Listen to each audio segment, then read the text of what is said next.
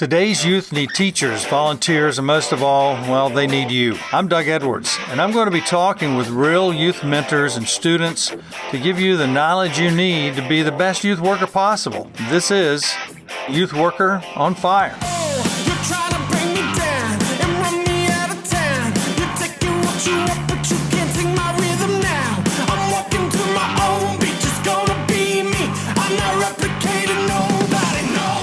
Youth Worker Nation, today I'm here with Zoro. Yes, indeed. Is that how I pronounce it right? Z-O-R-O, yeah, just like it sounds. That's right. One R, Z-O-R-O. And are you any good with a sword at all? No, I always wished I was. I'm good with a pair of drumsticks. Yes, you but are. I'm good with the sword of the word of the Lord. That's what God has really given me, is the word that he's given me inside is an inspirational, motivational, encouraging word. So that's my sword. That's right. And you played for a lot of famous people. Yes. Give us that lineup. Okay, so I'm a drummer, and I've spent many years touring and recording with Lenny Kravitz, The New Edition, Bobby Brown, Frankie Valli and the Four Seasons, Philip Bailey of Earth, Wind & Fire, Lisa Marie Presley, Sean Lennon, tons and tons of people over the last 35 years all around the world.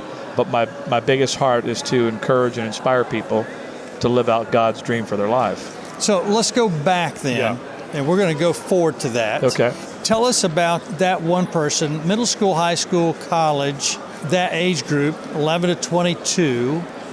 Was there one person that influenced your life? It doesn't have to be about Christianity at that time, but that inspired you to either be a drummer or inspired you about life at all? Well, the very first person that inspired me about absolutely everything and was my biggest advocate and mentor and rallier was my single mother, who had the job of raising 7 children alone. So I grew up fatherless.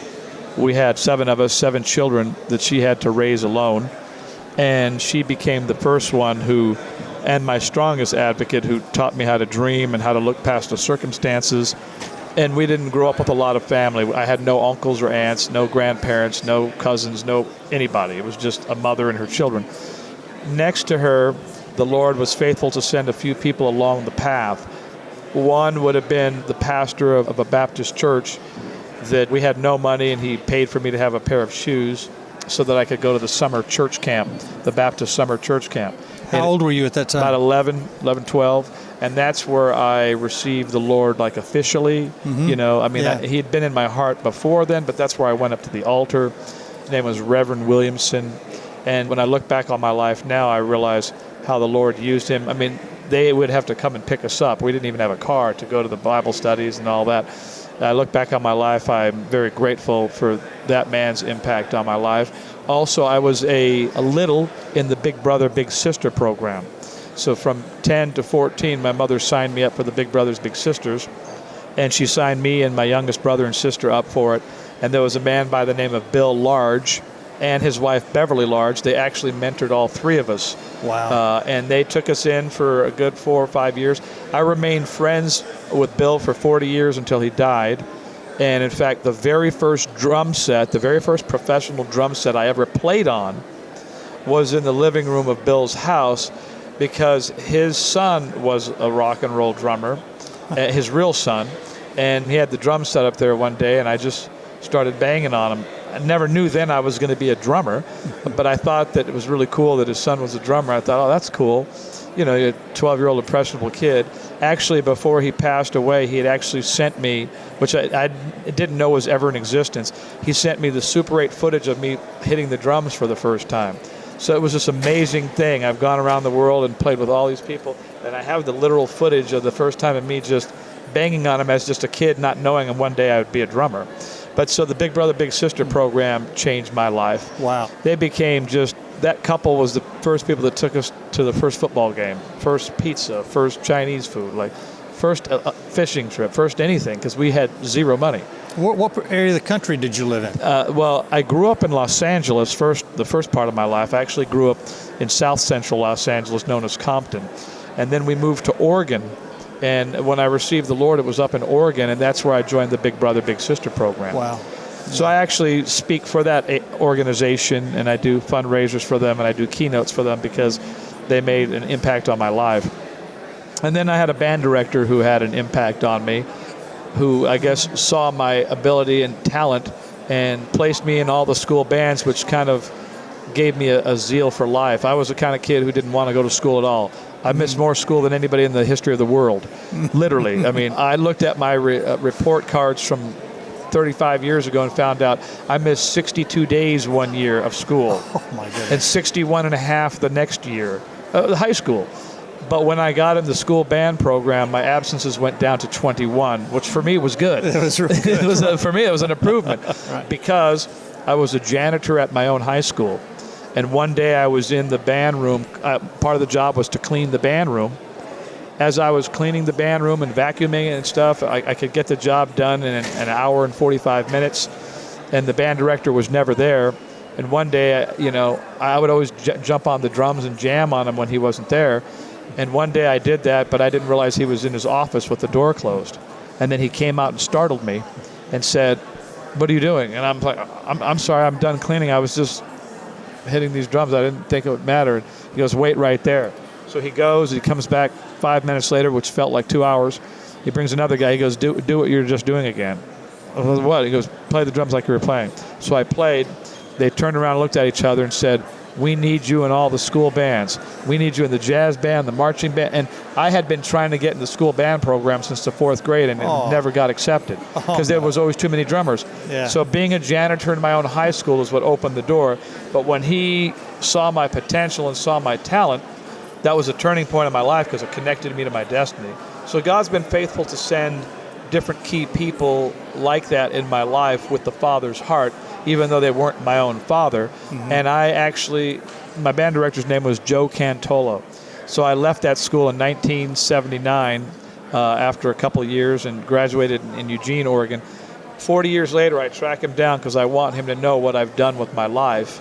And I find out where he's living and what he's doing, thinking he's never going to remember me. And he goes, "No, I know all about you. Other students have kept me abreast of your career." And he told me something that really touched me. He goes, I taught band for 40 years, you said. He goes, "Of all the guys I had," he goes, "you were the one with the most natural talent. And I wanted to help you develop that." And I honored him by writing about him in my books and articles. Anyway, so these are the things that you don't realize that you're doing when you're helping. And he didn't know at that time I was going through a real difficult time finding an identity. My mother was from Mexico City, and so we experienced a lot of racism in this little town in Oregon. And I felt very unwanted, unfit, and by him pulling me and seeing my potential, he didn't know how much of a hurting kid I was, but how it changed my life. And now, all these years later, I've impacted multitudes of lives because I love to mentor and teach and share the gospel and inspire people because of those few people that God sent along to water my path. Well, you've spoken to youth pastors right now. You've spoken to pastors. I mean, all of us are hearing this. And teachers. One of my favorite people in my life was my band director. As a music major in college, and all I wanted to do is do that professionally. But God turned it around. I ended up in student ministry for 37 years. There you go. But I still do music. Sure. But guys like you, then God puts them on another path, says, "We're going to leave you in the music thing, and this is what you're going to do." So tell me about all these people in Christian world. Yeah. A lot of people go, "Oh, obviously he wasn't doing very well when he was with these other bands." Tell me your take on what God was doing with you when you were with the other bands. Was he using you there or what? Oh, he's been using me all of my life. I mean, really, when I was a young boy, I wanted to be 3 things. I wanted to be a drummer, I wanted to be a writer, and I wanted to be a speaker and a teacher. And I have been all of those things for many years. So in all of those tours and all of my travels with famous people, the Lord has used me all over the place. And he's used me to be a light in a dark place. You don't need to preach to the choir. They're already saved. I play with many Christian artists too, but God really kept me in the secular kingdom because I was the only light and the only Jesus they're ever going to hear about. And I was very radical as far as I'm a radical evangelist in the sense that I look at every day as an opportunity to reach people for the gospel, and I'll use every means necessary. So by radical, I mean I bought 5,000 copies of one particular book that I liked, and I would travel with hundreds of them in the bay of the bus while I'm on tour with someone like Lenny Kravitz or Frankie Valli or Bobby Brown. And as I met fans that wanted to meet me and get my autograph and take a picture, I always use that as an opportunity to tell them about the Lord, hand them a book, pray for them. And I've been rolling that way for years. And God just keeps opening more and more doors and more platform. But I've never been afraid to go down. No door is too small and no door is too big. Yeah. I see all people as equal. The Lord has used me to minister to billionaires, famous people, and to people that the world's never going to know. Well, and you know all those levels. And many times those billionaires were at that beginning like you've had. Yeah. And so they have different, you're related with a lot of people. Tell me about, because I know that we're all interested in your percussion life, and I love Lenny Kravitz's music. I think the guy's brilliant. Yeah, he's awesome. Yeah, and so tell me, though, about your witness to those guys. Obviously, they loved you. You're a great drummer, so number one, they want that. Yeah. But number two, how did it affect them, and were they sometimes opposed to you talking to them, or how did that come about? Yeah, well, first of all, in the case of someone like Lenny actually is a believer, which most people don't know that. But I've played off and on with him over the years.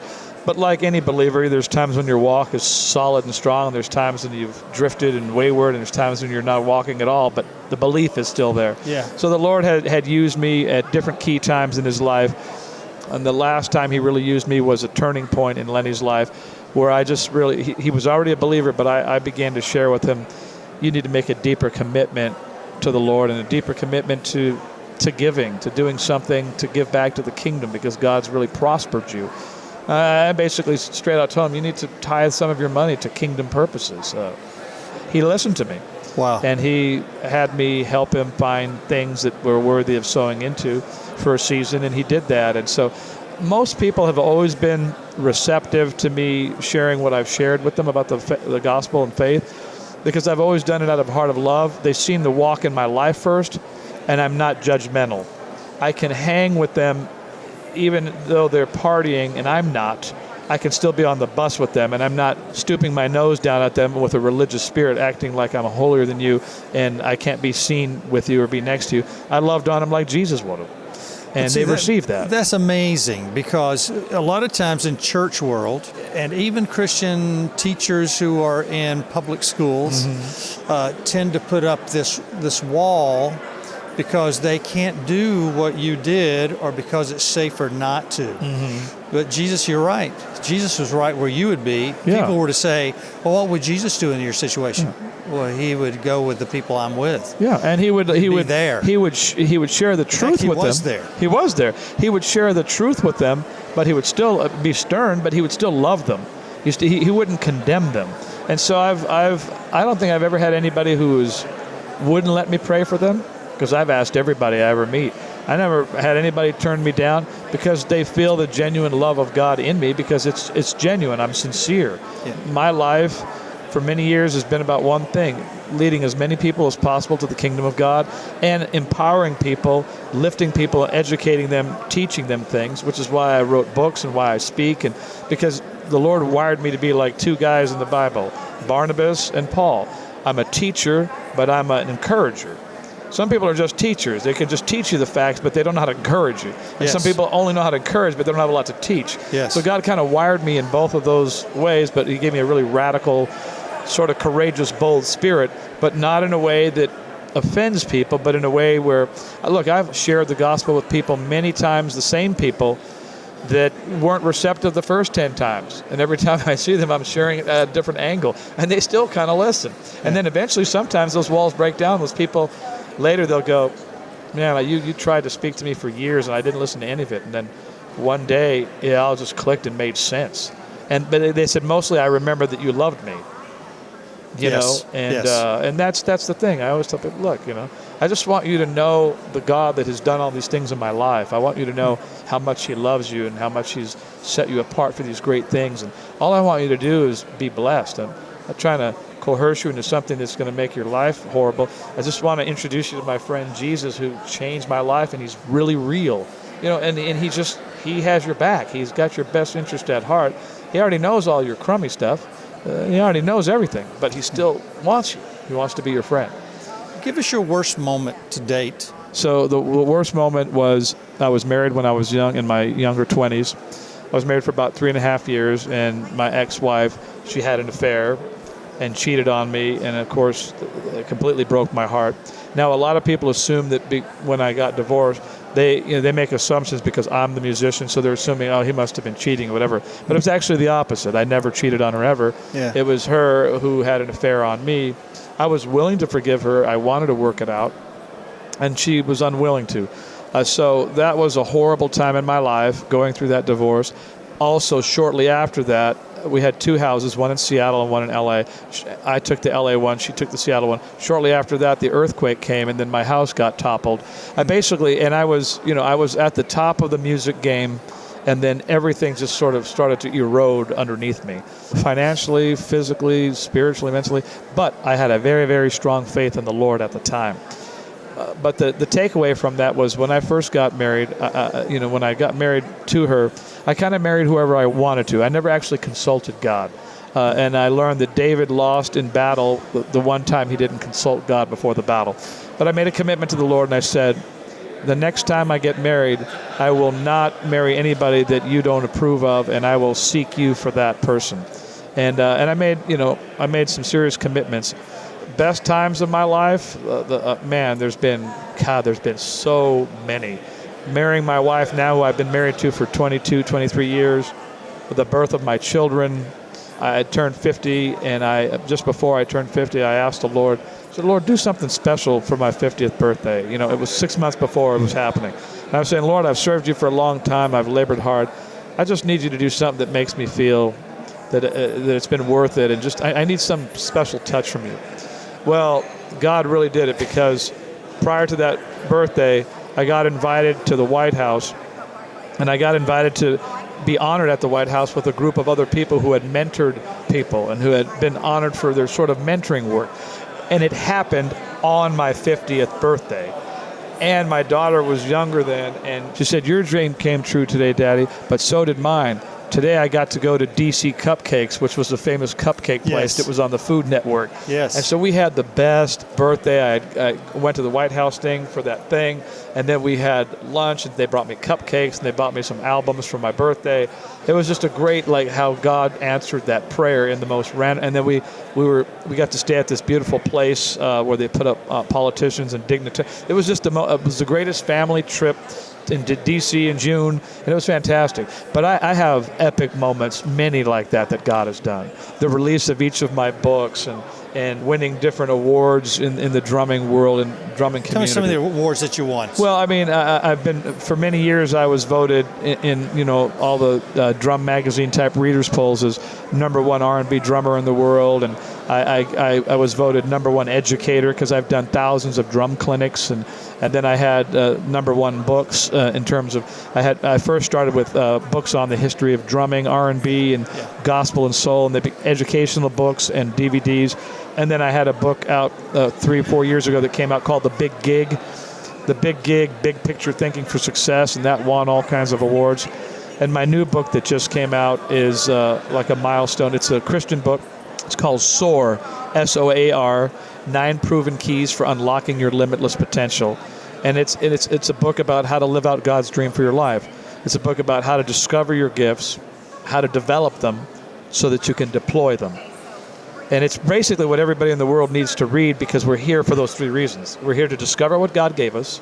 We're here to develop what God gave us so that we can deploy what God gave us. But it's 9 life principles, and it's all the things that I learned throughout my life that the Lord has taught me about how to make a success of these dreams, which was the drumming, the speaking, the teaching, the writing. Those were my dreams. Yes. And it's practical, godly advice and stories and scriptures and quotes. It's just an inspirational book, but that's how the Lord wired me, to inspire. Yeah. Well, did you do some of the clinics in universities, colleges? Oh, yeah, sure. Give me some colleges, universities that you were at. Oh, for educators' sake. All of them, all the music schools, Berklee College of Music, University of Chicago, Miami, zillions of colleges, because each one of these colleges sometimes puts on like drum percussion days. Yeah. They have. What's one that you remember you thought, man, that was fun? I did a big event. There's an organization called PAS, Percussive Arts Society, and they put on a yearly convention that's almost like this at NRB, but it's all just drummers. Yeah. And I remember the first year that I got invited to do the main keynote presentation performance was in Dallas, and it was outstanding. It's when my first drum book came out, and the place was packed to the gills, and the Spirit of God was on me, and it was anointed, and I just played like the best I'd played up to that point. And then I also played at an event called the Modern Drummer Festival. Now you could buy that. It's called Modern Drummer Festival 2005, and that was like sort of the most prestigious of the drum events. And so to get invited to it's a big deal, and then they film it and then they sell it for release. And when I played on the 2005 Modern Drummer Festival, that was one of the highlights of my career. And they filmed it beautifully, and the Lord was on my playing, and it felt anointed and fluid, and it was just an epic day. And that's on YouTube, probably. Yeah, it's on YouTube. The best one to see of you, probably. Yeah, it's if you just go to YouTube, Zoro the drummer, and the Zoro with one R. That'll be one of the ones that pops up pretty quick. Yeah. At Zoro at the Modern Drummer Festival. Yeah, yeah. For all your listeners out there, my ministry website is Zoro, Zoro with one R.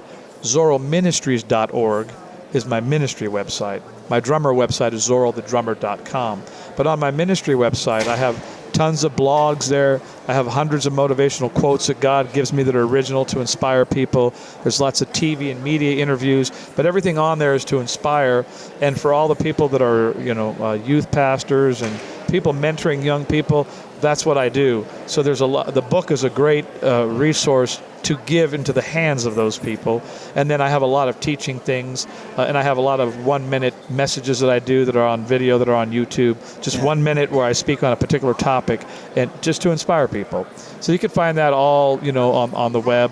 Where are you living now? Are you still in Los LA? Angeles? Still in Los LA? Angeles, yeah. What does it take for educators if they want you? Do you still do some of the drum clinics and stuff? Yeah, I do drum clinics, and I speak. What does it cost them to? Because one thing that these teachers, especially high school, college level, want to know is what's the price? Do we have to go through a manager to hear that price, or to do like a drum clinic like at a college? It's about like $2,000.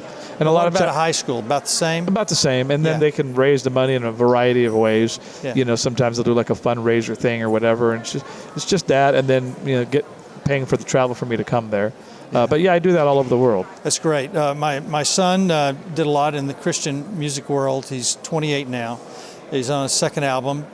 He's a writer. We knew he was a writer when he was 15. Okay. But he's doing all this stuff in the pop world, and his first album was salvaged by his engineer friend in L.A. Oh, wow. And then they courted that guy to Nashville, and he said, Ryan, come up here and write. He's in Charlotte.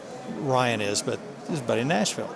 So his second one's there. So what would you say to Ryan about being that believer that's in the secular world, though, of music? Let your light shine, man. If God's put you in there, that's what you're there for. Never change who you are. I've never changed who I am. I'm in the most secular industry in the world, but I've not let any of that change who I am. And if I'm the last guy standing, they're going to feel, first of all, they're going to feel my love. They're going to feel my light. They're not going to feel my judgment. They're going to feel the grace that Jesus would have given them. And that makes me very powerful in a dark world. And I can only be wherever God sends me. So I would say to him, be yourself, but be a man of excellence. Be a man who stands out, walk the walk, talk the talk, be available to be used by God. Because what we do is not as important as, in other words, I'm a drummer because God wired me to be a drummer. He's a songwriter because God wired him. That's just a gift. But the gift is meant to connect us to other people to then have impact on their life. Each of us are from a different tribe. We're going to connect with people from the tribe that we live in and work in. But we need all the tribal people to reach their people. So if you just make yourself available and realize the call is the same for everybody, to reach people for Christ, to reach people with the love of God. How we all do it is going to be personal with our own unique gifts and talents, but the commission is the same. So I just say, be like a Daniel, be like a Joseph, be God's man in a secular society. Bow down to no other God or no other person, but be stern, but be loving, and God will use you mightily, and be available to be, There's a chapter in the book, in the book that has the 9 life principles, or one of the principles is one of the most important. And all the principles are just one word. The first one is surrender. The second one is discover. The third one is dream. Then it's strategize. Then it's pursue.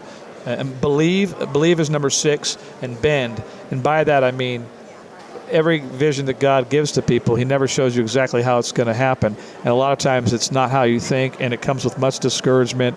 You get derailed and you get thrown off course. You've got to overcome despair, despondency, discouragement. But if you learn to bend, God will still get you to where you need to go.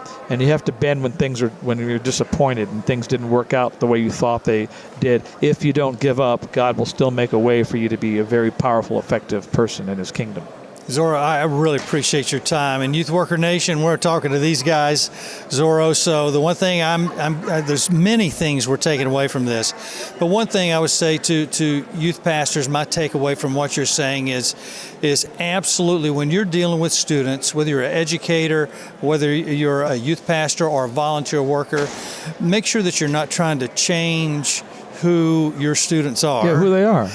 But try to just let God do with what they are, right, and make them who he wants them to be. That's exactly it. And it's the same thing. Encourage them where they are. Yeah, and that's the same thing I do with my own children. I've never wanted them to be what I want them to be. I only want them to be what God wants them to be.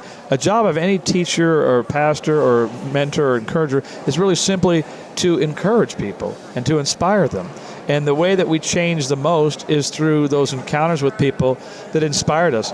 The subject was irrelevant, whether that was your math teacher or your home economics teacher or the janitor or the pastor or the youth pastor.